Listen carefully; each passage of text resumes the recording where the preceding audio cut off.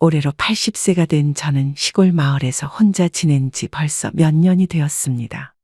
아들 준호가 캐나다로 이민 간 후부터 이 마을에는 사람들이 점점 줄어들었고 지금은 바람소리만 가득합니다. 순이 할머니, 오늘도 마당에서 혼자 있네요? 그래, 김 할머니. 이제 혼자 있는 게 익숙해졌어. 가끔이라도 아들한테 전화해봐요. 손주들도 보고 싶을 텐데. 아들이 바쁘다고 전화도 잘 안 받아. 몇 달에 한 번씩 형식적인 안부 전화가 전부지. 마을 어귀를 걸으며 이웃 할머니와 이야기를 나눴지만 마음 한켠은 여전히 허전했어요. 집으로 돌아와 마당에 핀 꽃들을 바라보니 문득 준호가 어릴 때 심었던 나무가 떠올랐죠. 엄마, 이 나무가 크면 저도 어른이 될까요? 그때는 그 작은 나무처럼 준호도 제 곁에 있었는데 지금은 그 나무마저 얼마 전 바람에 쓰러져 버렸습니다. 집 안으로 들어와 전화기를 바라보며 준호에게 전화를 걸까 망설였어요. 여보세요? 준호야? 하지만 번호를 누를 용기가 나지 않았습니다. 혹시라도 준호가 제게 부담을 느낄까봐 두려웠어요. 텅 빈 방 안에서 손주들 사진을 바라보며 그들의 목소리라도 듣고 싶은 마음이 간절했지만 아이들은 항상 바쁘다는 말만 들을 뿐이었죠. 할머니, 다음에 꼭 전화할게요. 이런 약속은 언제나 다음으로 미뤄졌습니다. 마을 보건소에서 건강검진을 받으라는 연락이 왔지만 혼자서 그 결과를 감당할 자신이 없어 망설여졌어요. 괜찮아. 혼자라도 잘 살아갈 수 있어. 스스로에게 위로의 말을 건네며 오늘도 하루를 마무리했어요. 외로움 속에서도 나름의 평온을 찾아가는 시간입니다. 텃밭에 물을 주던 중 갑자기 전화벨이 울렸습니다. 평소에는 오지 않던 시간에 걸려온 전화에 무슨 일인지 걱정되어 황급히 달려갔어요. 여보세요? 엄마, 저예요. 준호입니다. 준호야, 웬일이니? 무슨 일 있어? 엄마, 우리 이번에 한국으로 돌아왔어요. 서울에 정착했습니다. 전화기를 떨어뜨릴 뻔했습니다. 귀를 의심할 정도로 놀라운 소식이었죠. 몇 년간 캐나다에서 잘 살고 있는 줄만 알았는데 갑자기 돌아왔다니 머릿속이 하얘졌어요. 진짜야? 니들 정말로 한국에 돌아온 거니? 네, 엄마. 한국에서 새로 시작하려고요. 이제 한국에 정착할 계획이에요. 언제부터 한국에 있었어? 왜 미리 말하지 않았니? 얼마 전에 왔어요. 정착하느라 바빠서 연락드리기 힘들었습니다. 마음 한편에서는 서운함이 밀려왔습니다. 돌아온 지 얼마나 됐는지 모르지만 이제서야 저에게 알리다니 그동안 제가 얼마나 그리워했는지 몰랐던 걸까요? 어디서 살고 있니? 서울에 집을 얻었어요. 한번 와서 구경하세요. 아이들도 엄마를 보고 싶어 해요. 아이들이? 정말 그 아이들이 할머니를 기억하고 있을까? 물론이죠. 엄마, 이번 주말에 올라오실 수 있으세요? 아들이 저를 초대한다는 사실만으로도 가슴이 벅차올랐습니다. 손주들이 할머니를 보고 싶어 한다는 말은 더욱 큰 위안이 되었어요. 그동안 소식만 듣고 목소리조차 제대로 듣지 못했던 아이들을 다시 만날 수 있다는 생각에 전화를 끊고 난 후에도 한참을 멍하니 서 있었습니다. 이럴 수가. 정말 돌아왔구나. 혼잣말을 중얼거리며 여행 가방을 꺼내기 시작했어요. 손주들을 위한 선물을 무엇으로 준비할지 생각하니 설렘과 긴장이 동시에 밀려왔죠. 서울행 기차표를 예매하고 밤새 설렘으로 잠을 이루지 못했습니다. 내일이면 몇 년 만에 아들과 손주들을 만나게 된다는 생각에 가슴이 두근거렸어요. 이웃집 김할머니, 내일 서울에 가요. 서울은 무슨 일로 가세요? 우리 아들이 캐나다에서 돌아왔대. 손주들도 만날 수 있게 됐어. 아이고, 정말 반갑겠네요. 얼마나 컸을지 궁금하시겠어요. 동네 슈퍼에 들러 손주들을 위한 과자와 간식을 고르며 행복한 상상에 빠졌습니다. 첫째 손주 민수는 이제 중학생이 되었을 테고 둘째 은진이는 초등학교 고학년이 되었겠죠. 예전에 품에 안기던 모습만 기억하는데 지금은 얼마나 자랐을지 상상이 되지 않았어요. 할머니, 서울 가신다면서요? 조심히 다녀오세요. 고마워, 슈퍼 아저씨. 손주들 선물도 잘 챙겨갈게. 집으로 돌아와 옷장을 열고 가장 깔끔한 옷을 꺼냈습니다. 손주들 앞에서 초라해 보이고 싶지 않았어요. 거울 앞에 서서 머리를 단정히 빗으며 스스로에게 말을 건넸습니다. 괜찮아. 아이들이 할머니를 알아볼 거야. 하지만 마음 한구석에는 불안함도 있었어요. 손주들이 저를 기억할까? 거리감을 느끼지 않을까? 여러 생각이 교차했지만 그래도 만날 수 있다는 기쁨이 더 컸습니다. 내가 뭘 더 가져가면 좋을까?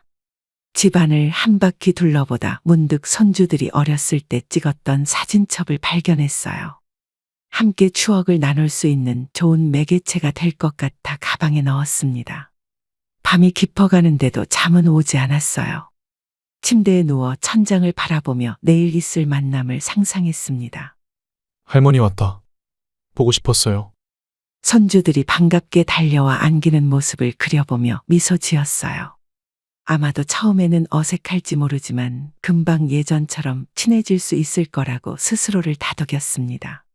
준호야, 기다려라.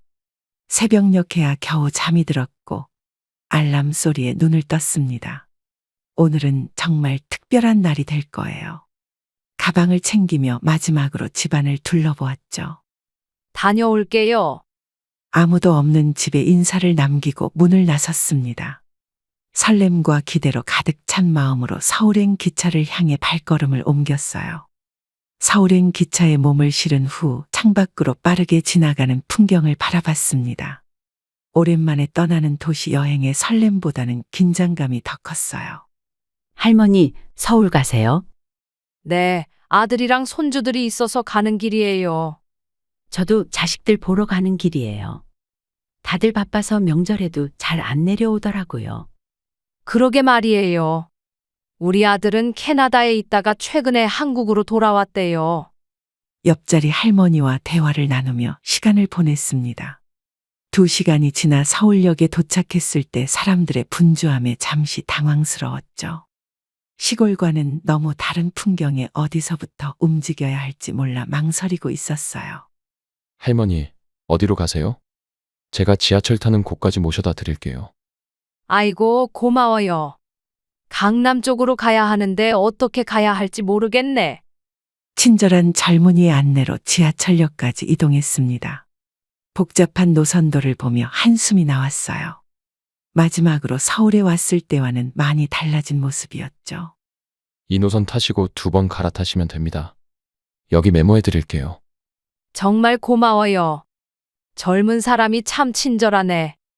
지하철에 올라타니 온통 스마트폰만 보는 사람들 사이에서 조금 외롭게 느껴졌습니다. 창밖으로 빠르게 지나가는 서울의 고층 건물들이 낯설게 다가왔어요. 다음 역은 강남역입니다. 내리실 문은 오른쪽입니다. 안내방송을 듣고 황급히 일어났습니다. 가방을 꼭 쥐고 문 앞으로 이동하는데 갑자기 사람들이 밀려들어 균형을 잃을 뻔했어요. 괜찮으세요? 제가 도와드릴게요. 고마워요. 역을 빠져나와 준호가 알려준 주소를 확인했습니다. 주변을 둘러보니 빽빽이 들어선 아파트 단지가 눈에 들어왔어요.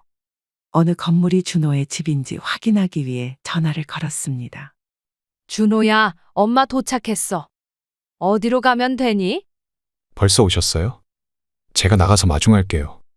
역 앞에서 조금만 기다리세요. 전화를 끊고 주변을 둘러보니 고향과는 너무나 다른 풍경에 마음이 어색했습니다. 잠시 후 멀리서 걸어오는 준호의 모습이 보였고 몇 년 만에 보는 아들의 얼굴에 가슴이 뭉클해졌어요. 준호가 저를 발견하고 걸어오는 모습을 보니 모습이 많이 달라져 있었습니다. 얼굴에는 피로함이 묻어났지만 그래도 제 아들이었어요. 엄마, 오랜만이에요. 고생하셨죠? 준호야, 이게 얼마만이냐. 그래도 네가 그대로 내 아들이구나. 들어가시죠. 택시 타고 가요. 아이들은 집에 있니? 할머니 온다고 기다리고 있을까? 손주들 이야기에 준호의 표정이 잠시 굳어졌습니다. 뭔가 말하려다 그만두는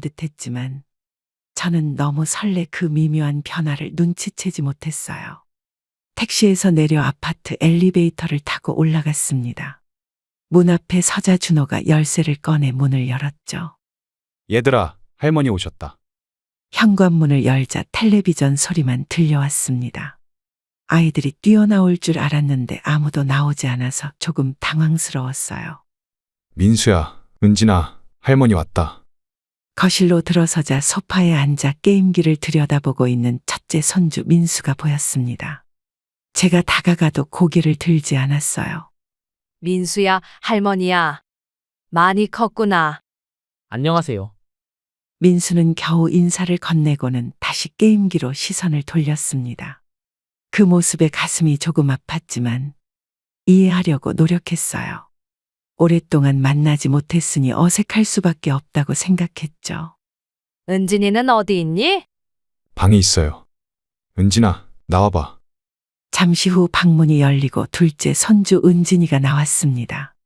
민수보다는 표정이 밝았지만 역시 예전처럼 반갑게 달려오지는 않았어요. 할머니, 안녕하세요. 은진아, 할머니가 얼마나 보고 싶었는지 몰라. 선물도 가져왔어. 가방에서 준비해간 과자를 꺼내 내밀자 은진이가 받아들었습니다.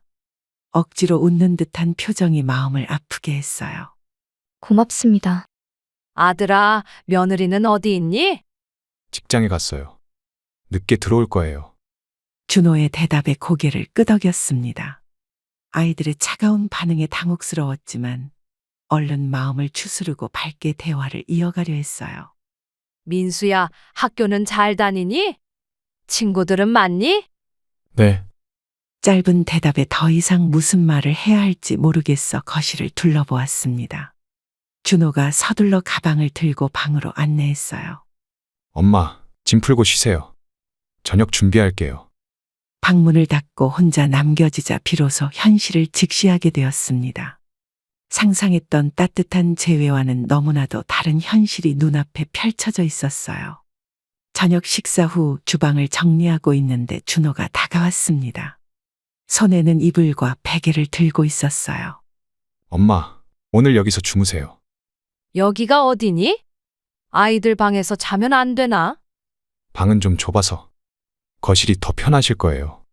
준호가 거실 바닥에 이불을 펴기 시작했습니다.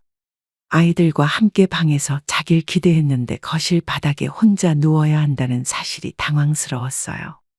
준호야, 엄마랑 같이 자면 손주들이 좋아할 텐데. 엄마, 애들이 이제 크니까 자기 공간을 중요하게 생각해요.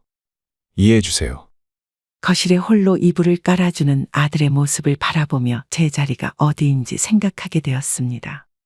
그들 가족의 일원이 아닌 방문객으로 대우받는 느낌이 들었죠. 그래, 알겠다. 고마워. 아이들 방에서는 웃음소리가 들려왔습니다. 준호가 아이들 방으로 들어가자 문이 닫히고 더 큰 웃음소리가 들렸어요. 저만 제외된 가족의 시간이 이어지고 있었습니다. 할머니, 물 한 잔 드릴게요. 은진이가 물컵을 들고 나왔습니다. 그나마 다가오는 유일한 가족이라는 생각에 반가웠어요. 고마워, 은진아. 학교는 재미있니? 네, 그냥 그래요. 저 들어갈게요. 짧은 대화를 마치고 은진이도 방으로 돌아갔습니다. 천장을 바라보며 누워있자니 시골집 천장과는 다른 낯선 풍경이 눈에 들어왔어요. 할머니, 불 끌게요. 민수가 불쑥 나와 거실 불을 끄고 다시 방으로 들어갔습니다. 어둠 속에서 혼자 남겨진 저는 이불을 끌어당겼어요. 잘 자, 애들아. 아무도 대답하지 않는 정막 속에서 가족과 함께 있지만 더 외로워진 기분이 들었습니다. 딱딱한 바닥 위에 얇은 이불이 시골집 침대보다 훨씬 불편했지만 그보다 더 불편한 건 마음이었어요. 잠들지 못하고 뒤척이다 방 안에서 나누는 가족들의 대화 소리를 듣게 되었습니다. 아빠, 할머니 언제까지 계실 거야? 곧 돌아가실 거야. 할머니도 시골에 할 일이 많으실 거야. 그 말을 듣는 순간 가슴이 무거워졌습니다. 진심으로 환영받지 못하고 있다는 사실을 인정할 수밖에 없었어요. 다음 날 아침 일찍 일어나 준호가 좋아했던 반찬을 몇 가지 준비하기로 했습니다. 시골에서 직접 담가온 김치와 간장게장을 꺼내놓고 부엌에서 된장찌개를 끓이기 시작했어요. 엄마, 벌써 일어나셨어요? 준호야, 굶지 말고 든든하게 먹고 나가. 네가 좋아하던 반찬들이야. 아, 그게 요즘엔 아침에 간단하게 먹어요. 시간도 없고. 아들은 테이블 위에 차려진 음식들을 한번 훑어보더니 냉장고에서 우유와 시리얼만 꺼냈습니다. 정성껏 준비한 음식을 보지도 않고 지나치는 모습에 마음이 아팠어요. 된장찌개도 끓였는데 예전엔 얼마나 좋아했었니? 엄마, 요즘은 입맛이 바뀌었어요. 기름진 음식보다 건강식을 선호해요. 준호의 말에 제가 만든 음식이 건강에 좋지 않다는 뜻으로 들려 말문이 막혔습니다. 며느리와 아이들도 비슷한 반응이었죠. 애들아, 할머니가 만든 반찬 먹어볼래? 저는 빵만 먹을래요. 저도 시리얼이면 충분해요. 식탁에는 제가 정성껏 차린 음식은 거의 손 떼지 않은 채로 남았습니다. 가족들은 각자 빠르게 간편식으로 끼니를 때우고 자리를 떴어요. 음식이 입에 안 맞나 보네. 아니에요, 엄마. 우리가 요즘 식습관이 달라져서 그래요. 준호는 급하게 변명하듯 말했지만 차라리 솔직하게 말해주는 게 나을 것 같다는 생각이 들었습니다. 맛이 없다면 어떻게 고쳐야 할지 알 수라도 있을 텐데 말이죠. 제가 치울게요, 할머니. 은진이가 다가와 말했지만 그마저도 의무감에서 비롯된 행동처럼 느껴졌어요. 아이의 얼굴에는 미소가 없었습니다. 고마워, 은진아. 그냥 할머니가 할게. 아니에요. 제가 할게요. 엄마가 할머니 아무것도 시키지 말라고 했어요. 그랬니? 왜 그런 말을 했을까? 아, 그게 할머니 편하시라고 그런 것 같아요. 아이의 변명이 더 마음을 아프게 했습니다. 결국 저는 모든 음식을 정리하고 냉장고에 넣었어요. 가족들이 모두 나간 후 혼자 남겨진 부엌에서 차가운 된장찌개를 한 숟가락 떠먹어 보았습니다. 맛없나? 예전엔 정말 좋아했는데. 서울에 온 지 사흘째 되는 날, 손주들과 대화를 시도해 보기로 마음먹었습니다. 거실에서 텔레비전을 보고 있는 민수에게 다가갔어요. 민수야, 할머니랑 이야기 좀 할까? 지금 프로그램 보고 있어요. 그래, 그럼 끝나고 얘기하자. 프로그램이 끝나자마자 민수는 자리에서 일어나 방으로 들어가 버렸습니다. 문을 두드려 봤지만 대답이 없었어요. 민수야, 할머니야. 얘기 좀 하자. 숙제해야 돼요. 방문 너머로 민수의 냉담한 목소리가 들렸습니다. 어쩔 수 없이 포기하고 은진이를 찾아 나섰어요. 부엌에서 핸드폰을 들여다보고 있는 은진이를 발견했죠. 은진아, 뭐 보고 있니? 친구들이랑 문자해요. 재미있겠구나. 할머니도 좀 보여줄래?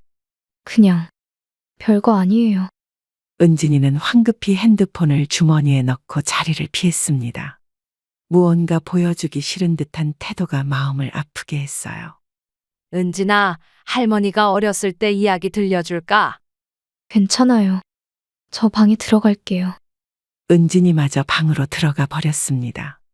거실에 혼자 남겨진 저는 창밖을 바라보며 한숨을 내쉬었어요. 그때 준호가 퇴근하고 돌아왔습니다. 준호야, 애들이 할머니랑 얘기를 안 하려고 하네. 엄마, 요즘 애들은 어른들이랑 대화하는 걸 불편해해요. 특히 오랫동안 안 본 어른이면. 그래도 할머니인데. 세대 차이가 있어서 그래요. 엄마가 말하는 것들이 애들에겐 낯설고 재미없을 수 있어요. 준호의 말이 현실적으로 맞을 수도 있지만 손주들과의 벽이 이렇게 높다는 사실이 받아들이기 어려웠습니다. 내 손녀였던 아이들이 이제는 완전히 다른 사람이 되어 있었어요. 준호야, 시골에서 가져온 사진첩 있는데 같이 볼래? 지금은 좀 피곤해서. 나중에 보죠, 엄마. 준호마저 저를 피하는 듯 했습니다. 가족 모두가 각자의 방에 들어가 문을 닫아버리자 거실엔 또다시 저 혼자만 남겨졌어요. 원래 이런 건가? 나지막이 중얼거리며 사진첩을 혼자 펼쳐보았습니다. 어릴 적 준호와 손주들의 웃는 얼굴이 담긴 사진들이 지금의 차가운 현실과 대비되어 더욱 쓸쓸하게 느껴졌어요. 저녁 식사 후 준호가 저를 부엌으로 불렀습니다. 평소보다 진지한 표정이 어딘가 불안하게 느껴졌어요. 엄마, 잠깐 얘기 좀 할게요. 무슨 일이니? 사실 저희가 캐나다에서 생활하는 동안 경제적으로 많이 힘들었어요. 준호의 목소리에는 미안함이 느껴졌지만 그와 동시에 다른 무언가가 숨겨져 있는 것 같았습니다. 잠시 침묵이 흐르고 준호는 말을 이어갔어요. 처음엔 잘 적응할 줄 알았는데 생각보다 현지 생활이 쉽지 않았어요. 직장도 원하는 곳에 취업하기 힘들고. 그랬구나. 왜 미리 말하지 않았니? 도움이 필요하면 말했어야지. 말하고 싶었지만 엄마 걱정하게 하고 싶지 않았어요. 그리고 엄마도 시골에서 혼자 지내시느라 힘드셨을 텐데. 준호의 말에 마음이 아팠습니다. 힘들 때 연락하지 않은 이유가 저를 걱정했기 때문이라고 하지만 왜 지금 이 이야기를 하는지 의문이 들었어요. 그래서 한국으로 돌아온 거니? 네, 새 출발하려고요. 한국에서 다시 시작하는 게 나을 것 같아서. 준호는 잠시 머뭇거리더니 마침내 본론을 꺼냈습니다. 그의 시선이 테이블로 향했어요. 엄마, 사실 캐나다에서 돌아올 때 빚을 좀 졌어요. 정착하는데도 돈이 많이 들고. 얼마나 힘들었으면 그랬을까? 지금 새 직장을 구했지만 월급으로는 빚 갚기도 버거워요. 애들 학원비도 있고. 준호의 말을 듣고 있자니 몇 년 전 손주들 유학비로 밭을 팔았던 기억이 떠올랐습니다. 그때도 준호는 경제적 어려움을 호소했었죠. 망설이지 않고 도와줬던 기억이 선명합니다. 그래서 필요한 게 있니? 사실 엄마가 도와주실 수 있을까 해서요. 얼마나 필요한데? 지금 당장은 정확히 말씀드리기 어렵고. 엄마 생각은 어떠세요? 이 대화가 어디로 흘러갈지 어렴풋이 짐작이 됐습니다. 준호의 표정과 말투에서 곧 제게 무언가를 요청할 것이라는 느낌이 들었어요. 내가 할 수 있는 만큼 도와줄게.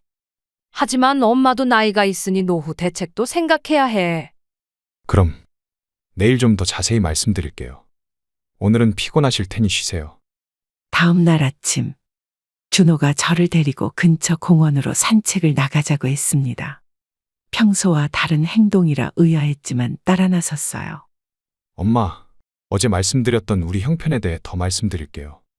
그래, 솔직하게 말해보렴. 사실 엄마 밭 있잖아요. 그걸 팔아서 저희 좀 도와주시면 안 될까요? 준호의 말에 순간 숨이 멈추는 것 같았습니다. 그 밭은 제가 남은 여생을 의지하려고 아껴둔 마지막 재산이었어요. 준호야, 그 밭을 팔자고. 그건 내가 남은 노후를 위해 남겨둔 거야. 알아요, 엄마. 그런데 지금 저희가 정말 급해요. 빚도 있고 애들 교육비도 필요하고.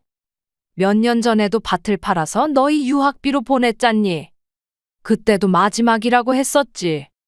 준호의 표정이 굳어졌습니다. 그는 잠시 침묵하다가 다시 말을 이었어요. 그때는 정말 죄송했어요. 하지만 지금은 상황이 달라요. 저희가 한국에서 다시 시작하려면 기반이 필요해요. 준호야, 내가 나이가 많아. 그 밭마저 팔면 난 뭘 의지하고 살아갈까? 저희가 엄마를 모실게요. 노후 걱정 안 하셔도 돼요. 준호의 약속이 진심으로 느껴지지 않았습니다. 지금까지 보여준 태도로는 그 말을 믿기 어려웠어요. 준호야, 미안하지만 이번엔 도와줄 수 없을 것 같구나. 엄마, 제발요. 이번이 정말 마지막이에요. 그 마지막이란 말 전에도 들었던 것 같은데. 준호의 표정이 순간 일그러졌습니다. 이전과는 다른 낯선 모습이었어요. 엄마 그 밭에 농사 지어서 뭐해요? 땅 팔면 저랑 엄마랑 행복하게 지낼 수 있는데. 그 땅은 내 행복이야. 그 땅 팔아서 네 이득만 챙기려는 건 내가 모를 줄 알았니? 배추 농사 그거 힘만 들잖아요. 엄마도 나이도 있고 쉬셔야죠. 대화는 점점 감정적으로 변해갔습니다. 준호의 목소리에는 조급함과 짜증이 섞여 있었어요. 제발 정신 차리세요, 어머니. 이번에 마지막으로 부탁하는 거예요. 제발 땅 팔아주세요. 생각 좀 해봐야겠구나. 서로 감정이 격해진 채로 대화는 끝났습니다. 공원 벤치에 홀로 남겨진 저는 아들의 달라진 모습에 마음이 무너져 내렸어요. 공원에서 아들과 다툰 후 침묵 속에 집으로 돌아왔습니다. 저녁 식사 준비를 핑계로 부엌에 있던 중 문득 생각이 떠올랐어요. 준호야, 잠깐 이야기 좀 할까? 네, 엄마. 아까는 제가 좀 감정이 격해져서 죄송해요. 괜찮아. 사실 한 가지 제안이 있어서. 준호가 의아한 표정으로 저를 바라봤습니다. 밭을 팔지 않겠다는 제 결정에 실망했던 그에게 대안을 제시하고 싶었어요. 아들, 그럼 내가 밭을 팔고 서울로 올라와서 너희 집에서 같이 살까? 그러면 나도 너희를 도와줄 수 있고 서로 의지하며 살 수 있잖아. 준호의 표정이 순간적으로 굳어졌습니다. 제안에 기뻐할 줄 알았는데 예상과 다른 반응이었죠. 그건 좀 생각해봐야 할 것 같아요. 왜? 내가 밭을 팔면 돈도 줄 수 있고 손주들도 돌봐줄 수 있잖아. 그게 저희 집이 좀 좁아서요. 애들도 각자 방이 필요하고. 준호의 얼굴에 당혹감이 역력했습니다. 그 표정에서 저는 많은 것을 깨달았어요. 일단 밭부터 팔아주세요. 그 다음에 어머니가 아프시면 그때 가서 다시 생각해 볼게요. 아들의 말이 마음에 비수처럼 꽂혔습니다. 결국 원하는 건 제 재산이었지 저와 함께 하는 것은 아니었어요. 그러니까 밭만 팔아서 돈을 달라는 거구나. 나는 필요 없고. 아니에요, 엄마. 그런 뜻이 아니라. 솔직하게 말해도 된다. 내가 너희에게 부담이 된다는 거잖아. 지금은 애들도 적응하는 중이고 집도 작아서 나중에 더 나은 환경이 되면. 준호의 말을 더 듣고 싶지 않았습니다. 결국 저는 돈줄로만 여겨지고 있다는 사실이 너무나 명확해졌어요. 알겠다. 내가 오해했나 보구나. 엄마, 제 말은 그런 뜻이 아니에요. 저희도 상황이 좋아지면. 더 이상 말하지 않아도 돼. 내가 모르는 줄 알았니? 그날 밤 제게 할당된 거실 바닥에 누워 천장만 바라봤습니다. 아들에게 저는 단지 경제적 도움을 줄 수 있는 존재일 뿐 함께 살고 싶은 가족은 아니었어요. 이 현실을 받아들이기가 너무 고통스러웠습니다. 서울에 온 지 일주일째 되던 날 저녁 늦게야 처음으로 며느리를 만났습니다. 직장 일로 바쁘다는 이유로 계속 얼굴을 보지 못했는데 현관문이 열리는 소리에 반가운 마음으로 맞이했어요. 어머님, 안녕하세요. 오랜만이에요. 그래, 수미야.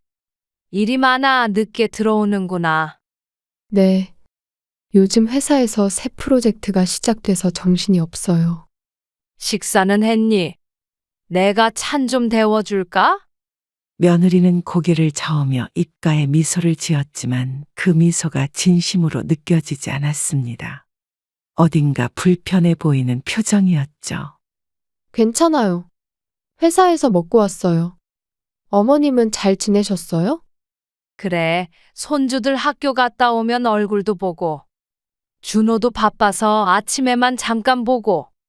대화가 이어지는 동안 며느리의 시선은 자꾸 다른 곳으로 향했습니다. 무언가 말하고 싶은 듯 망설이는 표정이 역력했어요. 어머님, 사실 드릴 말씀이 있어요. 무슨 일인데? 저희가 캐나다에서 돌아올 때 경제적으로 많이 힘들었어요. 준호 오빠가 어머님께 도움을 청한 걸로 알고 있는데 준호와의 대화를 며느리도 알고 있었던 모양입니다. 제 표정을 살피며 조심스럽게 말을 이어갔어요. 어머님, 저희도 정말 어쩔 수 없는 상황이에요. 애들 교육비도 많이 들고. 수미야, 내가 도울 수 있는 만큼은 돕고 싶지만 그 밭은 내 노후를 위한 마지막 재산이야. 알아요, 어머님. 하지만 저희가 어머님을 모실 수 있잖아요. 같이 살면서. 준호한테도 그 얘기를 했는데 지금은 여건이 안 된다고 하더구나. 며느리의 표정이 순간 굳어졌습니다. 준호와의 대화를 모르고 있었던 듯했어요. 그랬어요? 제가 잘 몰랐네요. 그건 나중에 오빠랑 얘기해 볼게요. 며느리는 서둘러 자리를 피했습니다. 부부간의 소통이 원활하지 않다는 걸 느낄 수 있었어요. 잠시 후 방에서 낮은 목소리로 다투는 소리가 들렸습니다. 왜 그런 말을 했어? 계획이 없었잖아. 어머니가 먼저 제안하셨어. 내가 거절할 수밖에 없었잖아. 부부가 제 재산에 대해 미리 계획을 세워둔 것 같은 대화 내용에 마음이 차갑게 식었습니다. 이 집에서 저의 존재가 단지 경제적 도움을 위한 것이라는 사실이 더욱 명확해졌어요. 다음 날 아침, 준호가 갑자기 다시 밭 이야기를 꺼냈습니다. 아침 식사를 같이 하던 중 어제와는 다른 부드러운 어조로 말을 걸어왔어요. 엄마, 어제 말한 것 좀 더 생각해 보셨어요? 무슨 말? 그 밭에 대해서요. 지금이 밭을 팔기 제일 좋은 시기예요. 땅값이 더 떨어지기 전에 파는 게 나아요.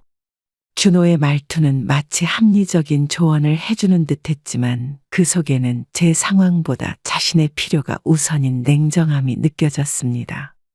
며느리가 옆에서 눈치를 살피며 말을 꺼들었어요. 어머님, 저희가 진심으로 어머님 걱정도 하고 있어요. 그 밭 관리하시느라 힘드실 텐데. 수미야, 그 밭은 힘들지 않아.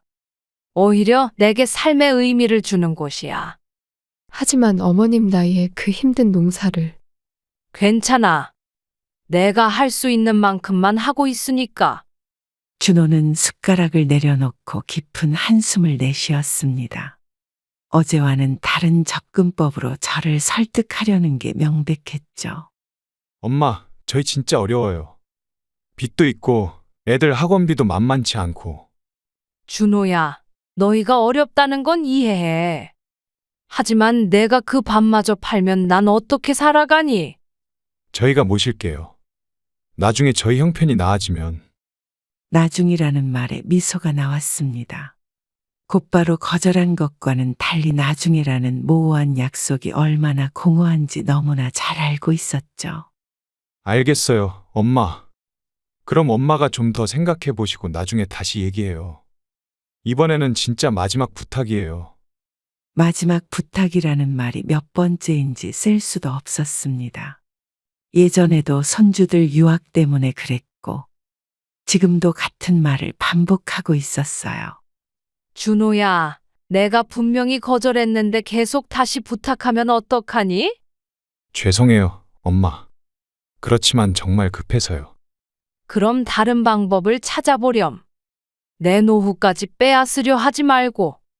며느리가 불편한 표정으로 자리에서 일어났습니다. 준호도 서둘러 출근 준비를 하며 더 이상의 대화를 피했어요. 식탁에 홀로 남겨진 저는 이 상황이 끝나지 않을 것이라는 예감의 마음이 무거워졌습니다. 준호가 아침 일찍 저를 깨웠습니다. 손에는 차키를 들고 있었어요. 엄마, 오늘 고향으로 내려가셔야 할 것 같아요. 갑자기 왜? 제가 오늘 시간이 나서 모셔다 드릴 수 있어요. 나중에는 바빠서 어려울 것 같아서요. 준호의 말투에는 어떤 결심이 담겨 있었습니다. 제가 밭을 팔지 않겠다고 하자 더 이상 저를 환영하지 않는다는 메시지가 명확했어요. 그래, 알겠다. 짐 좀 챙길게. 서두르세요. 교통이 막히기 전에 출발하는 게 좋을 것 같아요. 가방을 꾸리면서 손주들에게 작별 인사라도 하고 싶었지만 아이들은 이미 학교에 간 후였습니다. 급하게 짐을 챙겨 현관으로 나오자 준호가 기다리고 있었어요. 며느리에게도 인사해야 하는 거 아니니? 오늘 일찍 출근했어요. 제가 대신 인사 전할게요.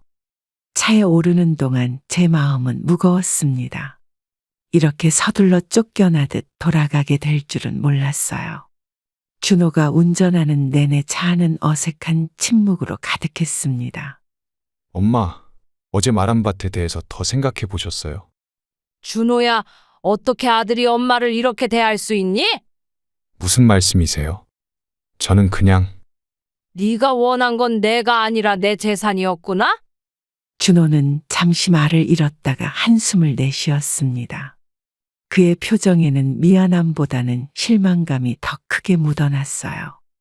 엄마, 그리고 앞으로는 얼굴 뵙기 힘들어질 거예요. 저희도 이제 바빠서요. 그래, 알겠다. 바쁘다니 어쩔 수 없지. 너도 회사 일 때문에 바쁘고 손주들도 공부하느라 정신없겠지. 기차역에 도착해서 준호는 차에서 내려 트렁크에서 제 가방을 꺼냈습니다. 출발 시간까지는 아직 1시간이나 남았지만 더 함께 있고 싶지 않은 듯 했어요. 엄마, 몸 건강하시고요. 조심히 내려가세요. 고맙다. 너희도 잘 지내라. 준호는 더 이상의 작별 인사도 없이 차에 올라타 출발했습니다. 그렇게 홀로 기차역에 남겨진 저는 천천히 대합실로 향했어요. 창가에 앉아 멀어지는 아들의 차를 바라보며 쓸쓸한 마음을 감출 수 없었습니다. 내 아들이 맞나? 기차 출발 시간이 다가오자 플랫폼으로 향했습니다. 이제 다시 혼자의 시간으로 돌아가게 된 현실을 받아들이며 무거운 발걸음을 옮겼어요. 기차에서 내려 고향 마을로 향하는 길에 오랜만에 보는 마을 풍경이 반갑게 느껴졌습니다. 역 앞에서 택시를 타려는데 이웃집 김 할머니가 저를 발견하고 반갑게 다가왔어요. 순희 씨, 언제 돌아왔어요? 서울에 다녀오셨다면서요? 방금 내려왔어요. 김 할머니는 어디 가시는 길이세요? 장 보러 가는 길이에요.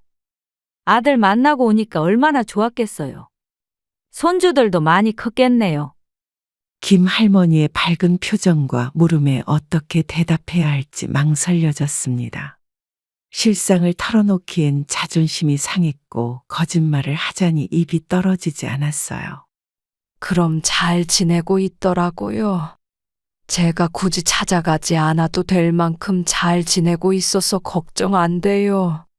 아이고, 그래도 손주들이 할머니 보면 반가워했겠네요. 얼마나 컸을까? 그래요. 많이 컸어요. 이제 제 말도 잘 안 듣네요. 웃으며 대답했지만 가슴은 무거웠습니다. 김 할머니는 제 표정에서 뭔가 눈치챈 듯 했지만 더 캐묻지는 않았어요. 혹시 집에 가는 길이면 같이 가요. 이야기도 하면서요. 네, 같이 가요. 함께 걸으며 마을 소식을 주고받았습니다.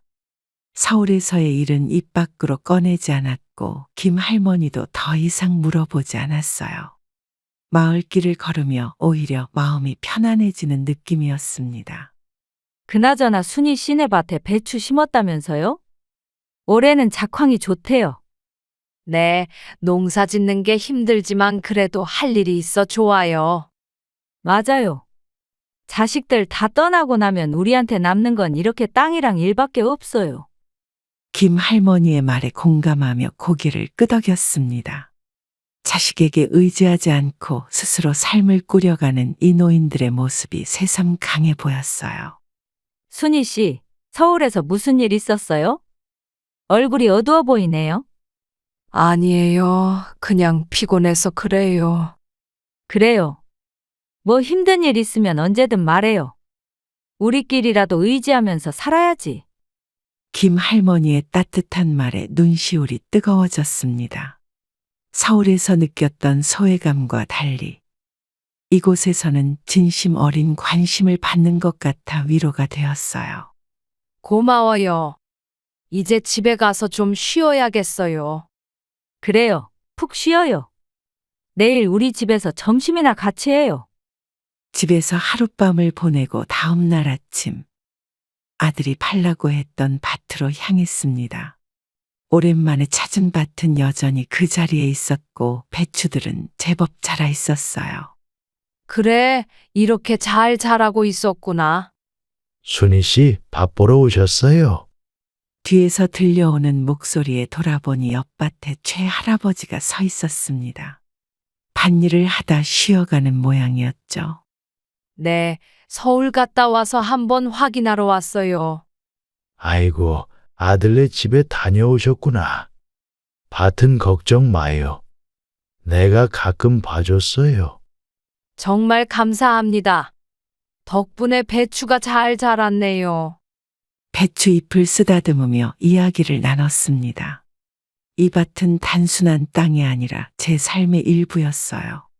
아들은 이걸 팔아서 돈으로만 보았지만 저에겐 땀과 노력이 담긴 소중한 공간이었습니다. 순희 씨, 요즘 자식들이 부모님 모시고 살지 않잖아요. 서울에서 뭐 힘든 일 있었어요? 아니에요. 그냥 아들이 바빠서요. 우리 자식들도 다 그래요. 전화도 잘 안 하고. 그래서 저는 이 밭이랑 대화하면서 살아요. 최할아버지의 말에 웃음이 나왔습니다. 이 땅에서 느끼는 위로가 있다는 걸 서로 이해하고 있었죠. 저도 그래요. 이 밭이 내 친구예요. 맞아요. 사람은 언젠가 떠나지만 이 땅은 우리를 배신하지 않아요. 밭을 걸으며 텃밭 곳곳을 살펴보았습니다. 준호가 어릴 적 함께 심었던 나무가 있던 자리에는 이제 작은 새싹이 돋아나고 있었어요. 최할아버지, 이 나무 기억나세요? 예전에 쓰러진 그 나무 자리예요. 아, 그 나무. 준호가 어릴 때 심었던 거죠. 새싹이 나고 있네요. 네, 바람에 쓰러졌었는데 다시 자라고 있어요. 새싹을 바라보며 희망이 싹 트는 것 같았습니다. 쓰러진 나무 자리에서 다시 새 생명이 피어나듯 저도 다시 시작할 수 있을 것 같은 용기가 생겼어요. 순희 씨, 이 밥 팔 생각 없죠? 요즘 부동산이 좋다고 들었는데. 아니요, 절대 팔지 않을 거예요. 이 밭은 제 인생이에요. 그래요? 잘 생각하셨어요. 자식들은 자기 삶 살게 두고 우리도 우리 삶 살아야죠. 최할아버지의 말에 고개를 끄덕이며 마음속으로 결심했습니다. 이제 아들에게 의지하지 않고 제 삶을 스스로 꾸려나가겠다고요. 고향에 돌아온 지 일주일이 지난 어느 날, 마을 보건소에서 무료 건강검진 안내문을 받았습니다. 서울에 가기 전에도 연락이 왔었지만 미루고 있었어요. 순이 할머니, 이번에는 꼭 검진 받으러 오세요. 나이 드신 분들은 정기적으로 검사를 받아야 해요. 마음이 내키지 않아서 그동안 미뤘어요. 혼자 나쁜 결과 들으면 어떡하나 싶어서. 걱정 마세요. 마을 분들 다 오시니까 같이 결과 듣고 서로 의지도 하실 수 있어요. 보건소 직원의 말에 용기를 내어 건강검진을 받기로 결심했습니다. 오랫동안 미뤄온 일이었지만 이제는 제 건강도 스스로 챙겨야겠다는 생각이 들었어요. 김 할머니도 오신대요? 네, 마을 어르신들 대부분 오신대요. 함께 가시면 더 편하실 거예요. 다음 날 아침 김 할머니와 함께 보건소로 향했습니다. 오랜만에 받는 건강검진이라 긴장되었지만 주변에 아는 얼굴들이 있어 마음이 놓였어요. 어르신, 혈압약 먹고 있어요? 아니요. 특별히 약 먹는 건 없어요. 요즘 어지럽거나 그런 적 없었어요?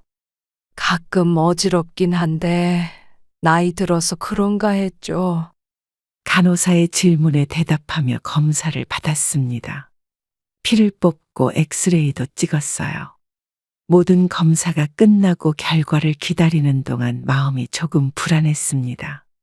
박순희님, 의사 선생님께서 결과 설명해 주신대요. 진료실로 들어가자 젊은 의사가 반갑게 맞아주었습니다. 하지만 그의 표정이 어딘가 심각해 보여 걱정이 되었어요. 선생님, 별일 없죠? 혈압이 많이 높으시네요. 그리고 혈당 수치도 정상보다 높아요. 약을 드셔야 할 것 같습니다. 그게 심각한 건가요?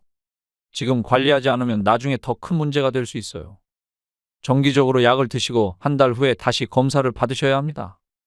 의사의 설명을 듣고 나오는데 마음이 무거웠습니다.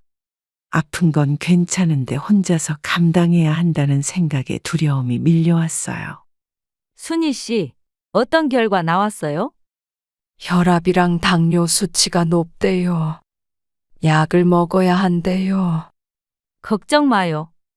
저도 그런 약 몇 년째 먹고 있어요. 같이 약 먹으러 다니면 되지 뭐. 김 할머니의 위로가 고마웠습니다. 홀로 감당하기 어렵다고 생각했던 문제도 누군가와 함께하면 조금은 가벼워질 수 있겠다는 생각이 들었어요. 건강검진 다음 날, 마당에 앉아 약봉지를 바라보고 있을 때 마당 밖에서 낯선 인기척이 느껴졌습니다. 고개를 들어보니 오래전 마을을 떠났던 이웃정 할머니가 서 있었어요. 박순희 씨 맞죠? 기억나세요? 저 정영자예요. 아이고, 영자 씨. 언제 돌아왔어? 서울에서 잘 지내고 있다고 들었는데. 한 달 전에 고향으로 돌아왔어요. 자식들 키우고 나니 고향이 그리워지더라고요. 정 할머니는 제가 앉아있는 평상으로 다가와 옆에 앉았습니다. 20년도 더 된 세월 동안 도시에서 살다가 돌아온 그녀의 얼굴에는 주름이 더 깊어져 있었지만 눈빛만은 여전했어요. 순희 씨는 여전히 혼자 사는 거예요? 아들은 잘 지내요? 응, 아들은 원래 캐나다에 있다가 요즘은 서울에 살아. 얼마 전에 다녀왔었지. 자식들이 다 그래요. 나도 서울에서 자식들 가까이 살았지만 각자 바빠서 일주일에 한 번 얼굴 보기도 힘들더라고. 정 할머니의 말에 공감이 갔습니다. 가까이 살아도 마음의 거리는 좁혀지지 않는다는 사실이 새삼 위로가 되었어요. 약은 왜 먹어요? 어디 아파요? 아니, 그냥 보건소에서 검진 받았더니 혈압이랑 당뇨 조심하래. 처음으로 약을 먹게 됐네. 저도 그래요. 같이 약 먹어요. 저도 혈압약 먹고 있거든요. 정 할머니는 웃으며 자기 가방에서 약봉지를 꺼내 보여주었습니다. 같은 처지에 있는 사람을 만나니 마음이 한결 가벼워졌어요. 영자 씨, 혹시 저녁 먹었어? 같이 먹을래? 아직요. 같이 먹으면 좋죠. 이야기도 하고요. 그럼 내가 뭐라도 차릴게. 오랜만에 왔는데 빈손으로 보낼 수는 없지. 저는 부엌으로 들어가 간단한 저녁상을 차렸습니다. 정 할머니와 함께 밥을 먹으며 지난 20년간의 이야기를 나누었어요. 순희 씨, 난 자식들 곁에 있으려고 노력했는데 오히려 더 외로웠어요. 그래서 결국 고향으로 돌아왔지. 그랬구나. 나도 얼마 전에 서울 가서 비슷한 경험을 했어. 우리끼리 의지하면서 살아요. 이제부터는 자식 생각 말고 우리 생각하면서요. 정 할머니의 제안에 마음이 따뜻해졌습니다. 혼자가 아니라는 위로가 제게는 큰 힘이 되었어요. 서울에서 돌아온 지 한 달이 지난 어느 날, 정 할머니와 함께 밭으로 향했습니다. 새벽부터 김 할머니, 최 할아버지와 함께 농사일을 도와주기로 했어요. 순희 씨, 약은 잘 먹고 있어요? 그럼 아침 저녁으로 챙겨 먹고 있어. 근데 혼자서 먹으려니 가끔 잊을 때도 있더라고. 내가 전화해서 확인해 줄게요. 나도 잊지 않게 서로 도와야죠. 밭에 도착하자 최 할아버지가 이미 호미로 땅을 파고 있었습니다. 서로 인사를 나누고 각자 맡은 구역에서 일을 시작했어요. 박순이, 이 배추들 잘 크고 있네. 올해는 수확이 좋겠어. 덕분이지요. 제가 서울 간 동안 신경 써주셔서 감사해요. 아이고, 뭘. 우리끼리 돕고 살아야지. 땅을 가꾸며 흘리는 땀이 오히려 제게는 위로가 되었습니다. 혼자서 하기 어려웠던 일도 여럿이 함께하니 금세 진척되었고 대화를 나누며 웃음까지 더해졌어요. 순희 씨, 이 밭 가지고 있기 잘했어요. 요즘 농사가 잘 안 되는데 이건 작황이 좋네요. 맞아요. 아들이 이 밭 팔라고 했던 걸 잘 지켰어. 아들이 밭을 팔라고 했어요? 그 이야기는 처음 듣네. 순간 말실수를 했다는 걸 깨달았지만 이미 내뱉은 말은 주워 담을 수 없었습니다. 정 할머니의 물음에 솔직하게 답하기로 했어요. 아들이 서울에서 경제적으로 어렵다면서 이 밭을 팔아달라고 했었어.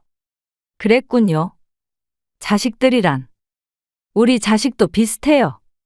돈 필요할 때만 연락하더라고요. 김 할머니가 일을 멈추고 저희 대화에 끼어들었습니다. 누구나 비슷한 상황을 겪고 있다는 사실에 마음이 조금 편안해졌어요. 밭을 안 판 게 잘한 거예요. 이렇게 땀 흘리면 먹고 살 수 있잖아요. 그러게요. 이제 이 밭에서 나온 배추로 김장도 하고 남는 건 팔아서 생활비도 벌어야겠어요. 작물들이 자라는 모습을 보면서 무언가를 가꾸고 수확하는 기쁨을 다시금 느꼈습니다. 서울에서 느꼈던 소외감과 외로움이 이곳에서는 조금씩 치유되고 있었어요. 저녁에 우리 집에서 다 같이 식사해요. 오늘 고생 많이 했으니까. 좋지. 내가 배추전 부쳐갈게. 서울에서 돌아온 지 2달이 지난 어느 저녁, 집 앞 평상에서 저녁별을 바라보고 있을 때 문득 준호에게 전화를 걸어볼까 하는 생각이 들었습니다. 휴대폰을 꺼내 아들의 번호를 찾아봤어요. 전화해볼까? 아니다, 그만둬야지. 박순희 씨, 뭐해요? 뒤에서 들린 정 할머니의 목소리에 깜짝 놀라 휴대폰을 내려놓았습니다. 저도 모르게 불안한 표정을 지었나 봐요. 아, 영자 씨. 그냥 별 보고 있었어. 누구한테 전화하려고 했어요?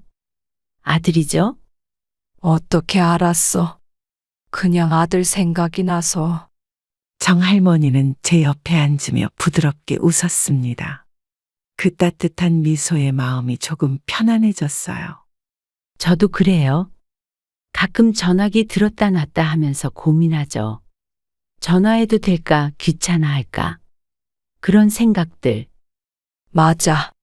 준호가 바쁘다고 했는데 전화해서 방해할까봐 걱정돼. 휴대폰을 다시 주머니에 넣었습니다.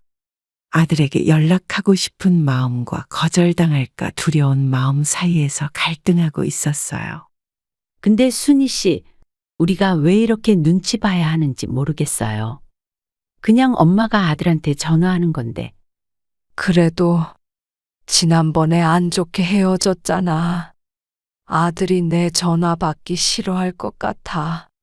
순희 씨가 아들 생각해서 밭 안 팔았던 거 후회해요? 정 할머니의 질문에 잠시 생각에 잠겼습니다. 그동안 제 결정이 옳았는지 수없이 고민했지만 지금은 확신이 들었어요. 아니, 후회 안 해. 이 밭 덕분에 나 스스로 설 수 있잖아. 그럼 됐죠. 이제 우리 순희 씨는 남 눈치 볼 필요 없어요. 당당하게 살아요. 정 할머니의 말에 용기를 얻어 휴대폰을 다시 꺼냈습니다. 하지만 결국 전화 버튼은 누르지 못했어요. 아니야, 그만둘래. 나중에 더 마음의 준비가 되면 전화할게. 그것도 좋은 생각이에요. 억지로 할 필요 없어요. 내일 우리 함께 장에 가요. 배추랑 무 팔면 용돈도 벌 수 있을 거예요. 전화기를 내려놓고 별을 바라봤습니다. 어쩌면 지금 이 순간 전화를 걸지 않은 것도 제 스스로를 지키는 방법일지 모른다는 생각이 들었어요. 고마워, 영자 씨. 덕분에 마음이 한결 가벼워졌어. 우리끼리 의지하면서 살아요. 자식들은 자기 삶 살게 두고 우리도 우리 삶 살아야죠. 가을 김장철이 다가오면서 마을에 활기가 돌기 시작했습니다. 이른 아침부터 저는 마을 회관으로 향했어요. 오늘은 마을 어르신들과 함께 김장을 하기로 한 날이었습니다. 순희 씨, 일찍 왔네요. 배추 좀 씻는 거 도와주실래요? 그럴게요. 정 할머니도 벌써 오셨네. 다들 부지런하시네요. 우리 순희 씨가 기른 배추가 제일 좋아요. 마을 어르신들과 함께 배추를 씻고 절이는 일을 시작했습니다. 누군가의 도움을 기다리지 않고 스스로 일구어낸 작물로 김장을 하니 기분이 뿌듯했어요.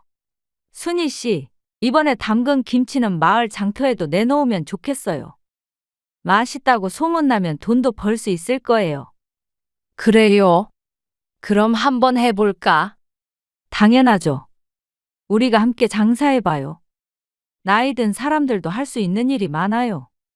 김치를 담그며 웃음꽃이 피었습니다. 서울에서 느꼈던 소외감은 이제 기억 속에서 희미해지고 있었어요. 여기서 저는 필요한 사람이었고 함께 살아가는 이웃이 있었습니다. 순희 씨, 혹시 요새도 아들 생각나요? 가끔은 생각나지. 하지만 이제는 덜 아파. 그래요. 시간이 지나면 모든 게 괜찮아져요. 나도 처음엔 많이 힘들었어요.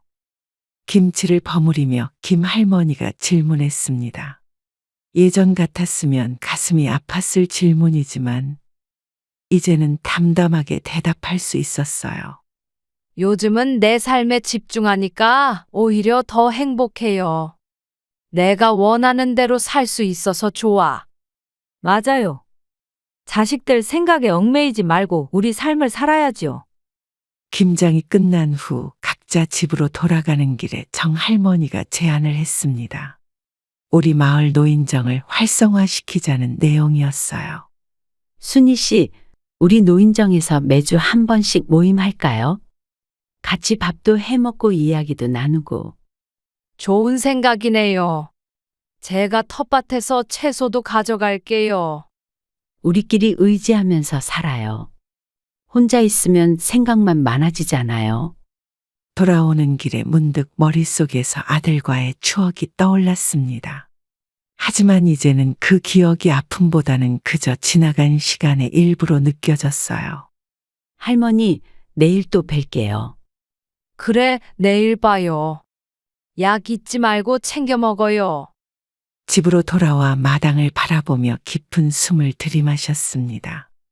이제는 자식에게 의지하지 않고 제 삶을 스스로 꾸려나가는 법을 배웠어요. 혼자이지만 외롭지 않은 삶, 그것이 진정한 독립이라는 걸 깨달았습니다. 나이 들어 홀로 살아간다는 것은 외로움이 아니라 자유임을 깨달았습니다. 더 이상 누군가의 기대에 맞추려 애쓰지 않고 온전히 제 선택으로 하루하루를 채워갑니다. 자식에게 의지하려는 마음을 내려놓으니 오히려 마음이 가벼워졌어요. 자식은 결국 자신의 삶을 살아가는 존재이고 부모인 우리도 그들의 삶의 짐이 되기보다는 각자의 길을 존중하며 살아가는 것이 서로에게 더 좋은 일일지도 모르겠습니다. 이젠 알겠습니다. 진정한 노후의 준비는 자식에게 의지하는 것이 아니라 스스로 설 수 있는 힘을 키우는 것이었어요. 세월이 흐르고 관계는 변하지만 내 삶의 주인은 결국 나 자신입니다. 혼자라고 외로운 것이 아니라 자신을 잃을 때 진정으로 외로운 것임을 이제야 깨달았습니다. 앞으로도 제 삶은 계속될 것이고 그 삶은 오롯이 제 것입니다. 그럼 오늘도 행복한 하루 되시길 바라겠습니다. 감사합니다.